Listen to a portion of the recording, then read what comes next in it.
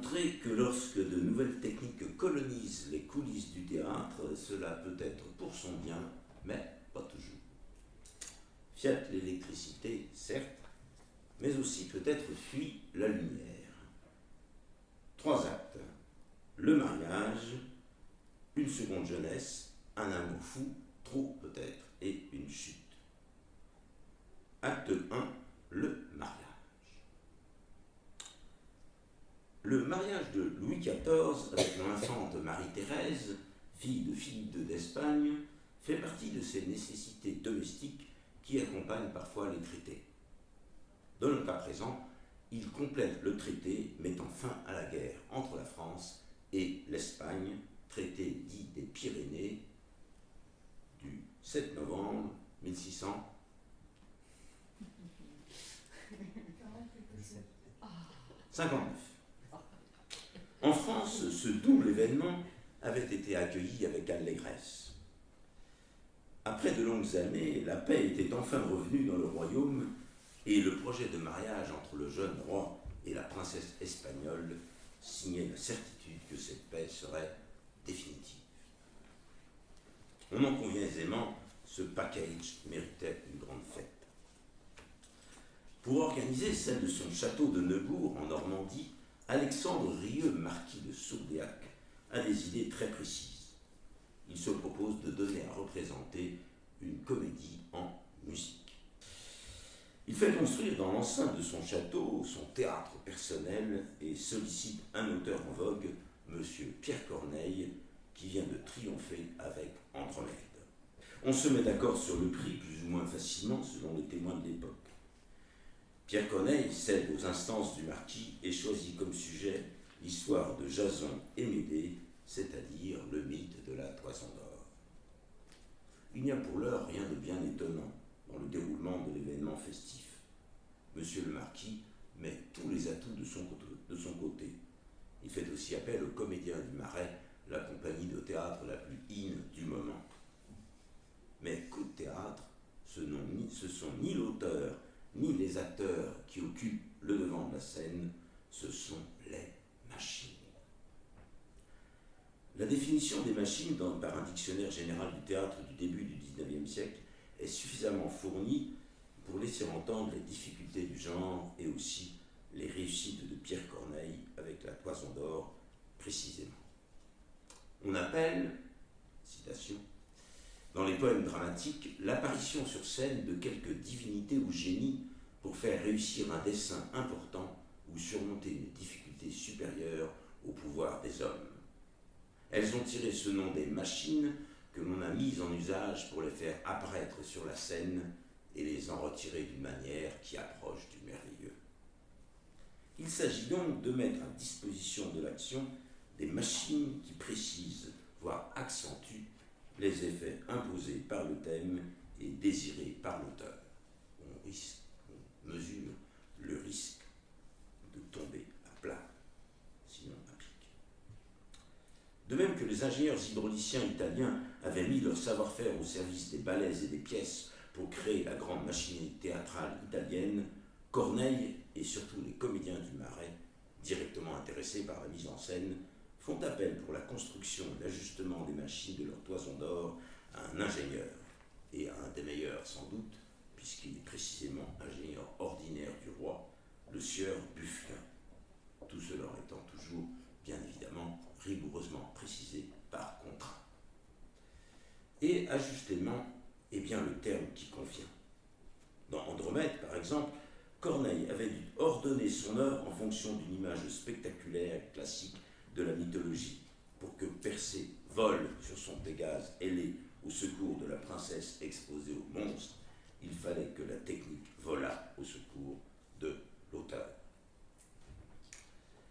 Les indications données par Bernard de Fontenelle sur la pièce de son oncle, Corneille, et un peu plus tard par Voltaire, dans ses commentaires sur Corneille, expliquent les conditions du succès de la Toison.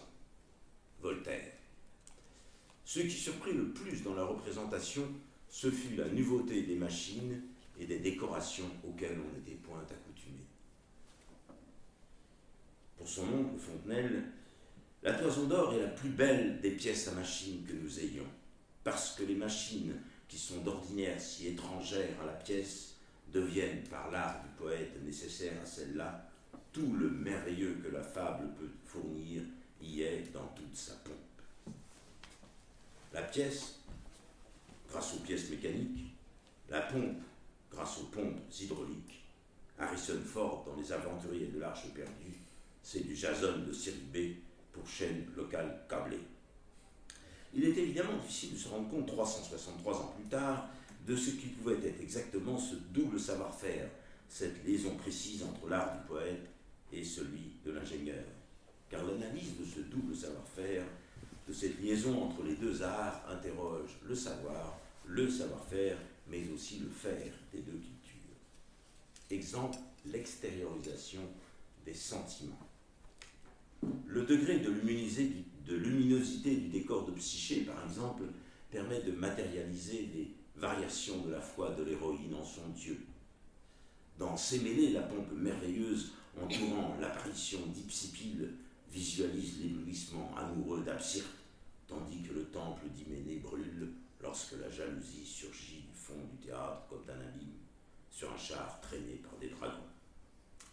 Ces apparitions machinées sont redondances et hypotyposes. Celle-là, je l'ai cherché.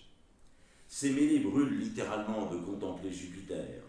Apollon éclaircit les mystères restés sous le feuillage sombre et encore une fois, Persée vole au secours d'Andromède.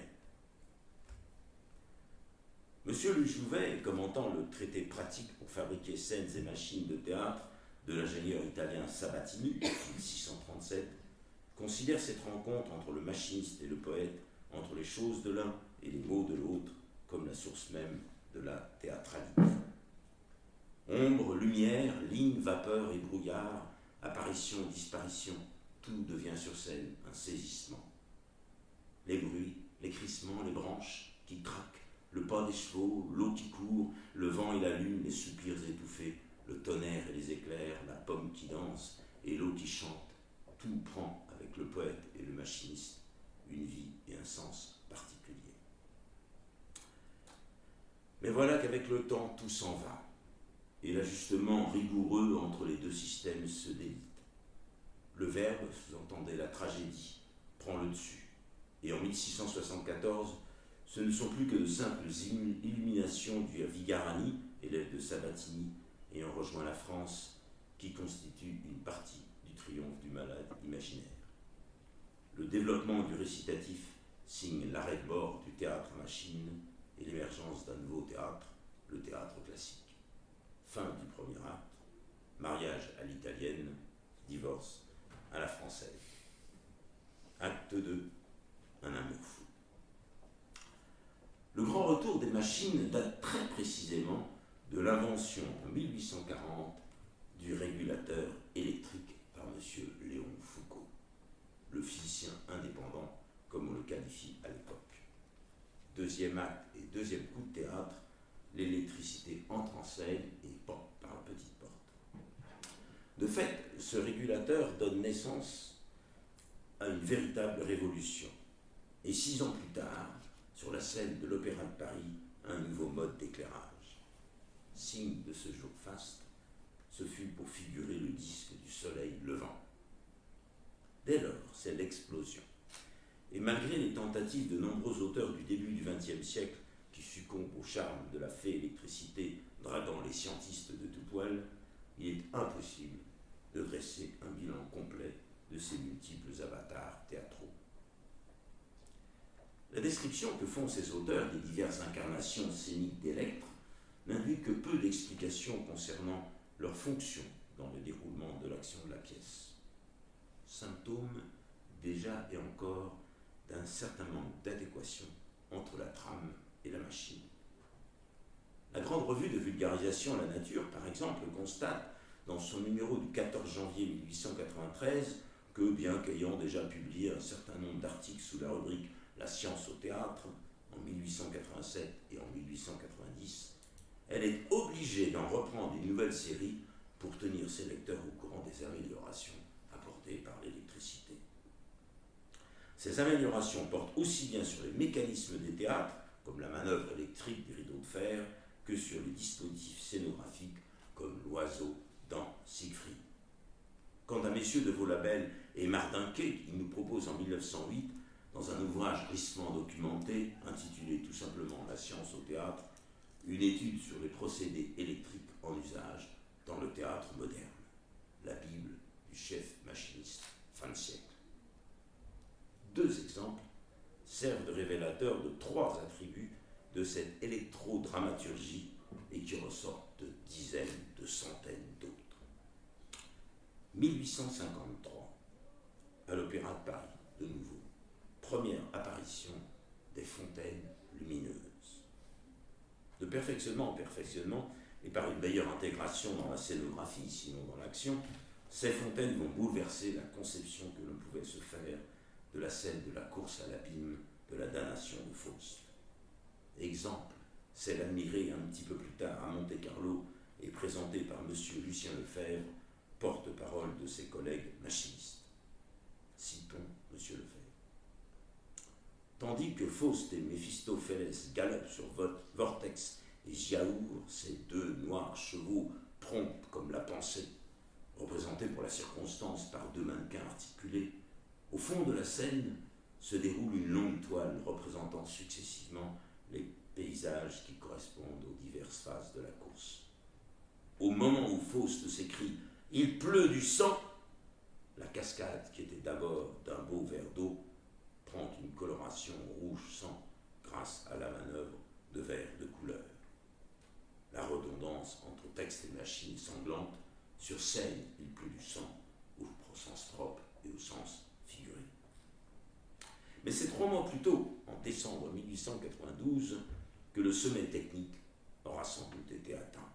Même rétrospectivement, pour moi qui il y a quelques années déjà admirais les Chevaliers du Zodiaque ou Dragon Ball Z, et pour vous Claire, dont on sent que vous êtes une fan de Dark Vador, je veux parler, mesdames et messieurs, de la première apparition sur scène du duel électrique. Lisons toujours M. Lefebvre. Les deux épées et les deux cuirasses forment l'épaule d'une pile au bichromate de potasse portée par les combattants, enseigne notre porte-parole des machinistes. Quand les épées qui, pour la circonstance, sont taillées en lime, viennent à se rencontrer, il en jaillit une myriade d'étincelles d'un pittoresque effet. Lorsqu'une des deux épées touche la cuirasse de l'adversaire, une lampe de 10 bougies s'allume subitement et brille pendant la durée du contact. Dans un coup fourré, les deux lampes deviennent incandescentes à la fois et répandent une vive lumière autour des combattants. Attention au sens de coup fourré, coup tel que celui qui attaque et touche est attaqué et touché en même temps, nous précise le petit Robert. Étonnant, non. Encore que l'histoire ne signale ni la pièce dans laquelle ce duel électrique est apparu, ni surtout le nombre d'acteurs électrocutés. Le premier attribut de ces manifestations électrodramatiques est le rôle nouveau, important, joué par les décorateurs. Comme les ingénieurs hydrauliciens du théâtre à machine, ce sont de vrais techniciens. Ils vont progressivement s'intégrer dans l'équipe de la mise en scène, à tel point que Paul Ginisti, fervent défenseur des féeries, ce rôle du chef machiniste, de ce véritable magicien du réel, gardons la qualification, devient prépondérant, y compris pendant la représentation elle-même. Le deuxième attribut est que la plupart des innovations seront réalisées par le très ingénieux et fort célèbre technicien de l'époque, M. Trouvé, de l'Opéra de Paris, et aussi aux Folies Bergères, avant d'être vulgarisées dans d'autres théâtres moins huppés. Il faut dire que le succès est considérable.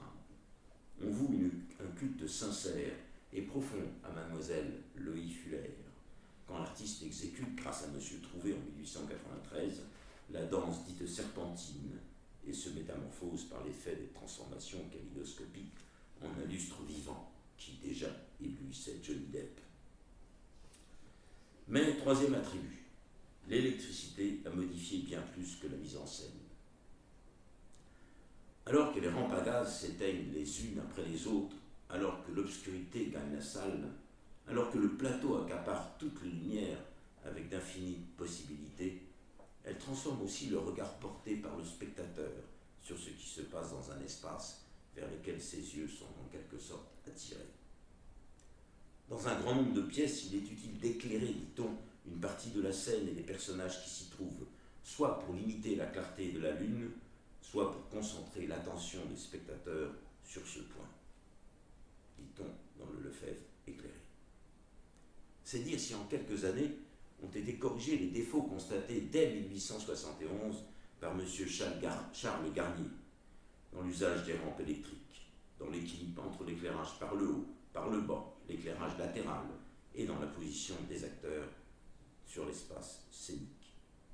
C'est dire enfin à quel point cette forme de mise en spectacle de la science électrique, cette forme de diffusion tous azimuts, a modelé le goût du public. C'est dire enfin combien ce public lui en était redevable et combien il pouvait se laisser aller à sa vénération. Justement, vénération. Un amour fou, trop peut-être. Dans le palais de la lumière et de l'électricité de l'exposition universelle de 1937, le visiteur a tout loisir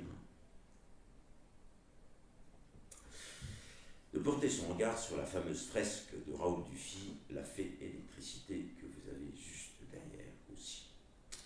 Dans un autre pavillon, Fernand Léger en ajoute une couche. C'est l'électricité pour tous, même au-delà des montagnes. Le bonheur, c'est l'électricité et les soviets. Il se trompe sans doute un peu. Le camarade Delaunay, lui, joue avec des spots sur ces rectangles de couleurs. Mais ce visiteur peut aussi très éventuellement flasher sur Guernica. Guernica qui commence sa vie de star dans le pavillon de la République espagnole. Guernica, une star probablement mal comprise. Qu'avez-vous vu à Guernica? Des bombes? Ou bien cette ampoule pupille? Avion nazi métaphorisé, dardant ses rayons banderilles. Inquiétude politique et ou inquiétude techno-scientifique. La dictature franquiste ou la dictature franquiste et la dictature de la technoscience. Qu'avez-vous vu à Hiroshima? Little Boy? Little Boy et Sadako Sasaki et Little Boy et Sadako Sasaki et le major Bob Etherly. Bob Etherly, c'est le pilote, tellement aveuglé que lorsque ses pupilles furent moins dilatées, ses neurones moins traversés d'électricité, biologique cette fois, eh bien le Bob en 1950 tente de se suicider quand Truman annonce que les USA vont construire la bombe à hydrogène. Il part à l'asile psychiatrique de Waco, Texas, spécialisé dans les troubles des soldats. Bob s'enferme, ressort, va à Hiroshima, retourne à Waco, il y meurt. Mais retournons à l'exposition où le visiteur peut assister aussi dans un théâtre, écrit le journaliste de Sciences et Monde, 1er août 1937, à une féerie lumineuse où les acteurs sont de simples pantins, fabriqués avec des planches orientées dans des plans différents et des faisceaux divergents colorés. De simples pantins. La fée électricité aurait-elle changé les acteurs en de simples pantins? Est-ce le signe que désormais le machiniste l'a emporté sur le poète et lui dicte désormais ses lois? Les rencontres mauvaises entre le machiniste et le poète auraient-elles ainsi fini par donner naissance à un spectacle dépourvu de sens, ou plutôt qui n'a pas su en trouver un nouveau? Comme M. Paul Ginesty, M. Louis Jouvet conclut sur la modification du comportement du spectateur, provoquée, pourrait-on dire, par une trop forte augmentation de potentiel de la science électrique. Variation sur les contradictions entre science et imagination, voire sur les conséquences de technoscientisme. M. Paul Ginesty estimait que c'est l'excès de la recherche de l'explication qui est fautif. La foi manque à des spectateurs qui ne sont plus dociles à se laisser entraîner avec l'éducation réaliste dans le pays des chimères. Car la jeunesse ne sait plus se faire le cœur naïf qui convient pour goûter pleinement ces bouffonnes aventures. et il lui faut une action ayant un semblant de vérité. M. Jouvet, quant à lui, estime que c'est l'excès dans l'usage qui est fautif.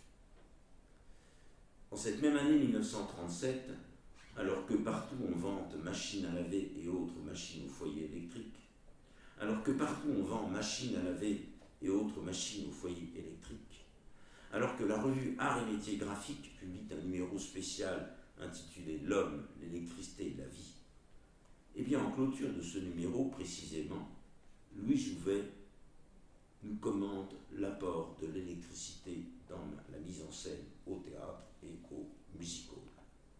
Dernier coup fourré. Louis Jouvet. Toute la lumière consistait d'abord en quelques chandelles dans des plaques de fer blanc attachées aux tapisseries. Heureuse époque des quinquets.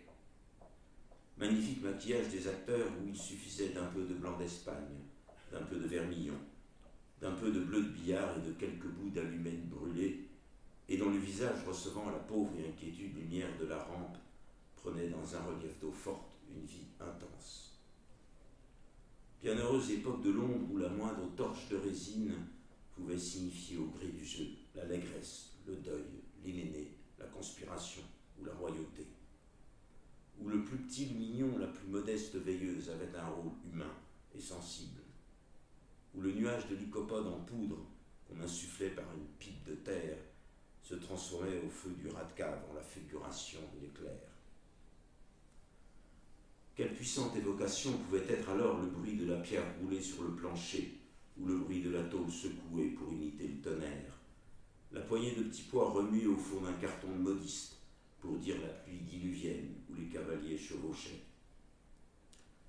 Les ombres créaient les fantômes mêmes de la pièce, ces fantômes errants dont le metteur en scène moderne cherche à peupler les coulisses par des moyens artificiels.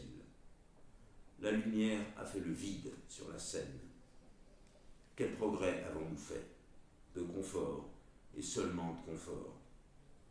Il serait inexact de dire que le théâtre a bénéficié de l'accroissement de la lumière, si l'on considère tout ce qu'il a perdu. Il a acquis, comme tout un chacun, des avantages dans ses habitudes domestiques. Il s'est mis au goût du jour, mais il a perdu sa pénombre, et partant un peu de son mystère et de sa magie. La lumière a engendré le réalisme.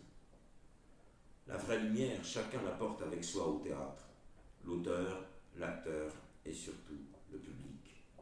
Je ne crois pas que le fait d'y voir mieux ait fait voir plus clair au public d'aujourd'hui.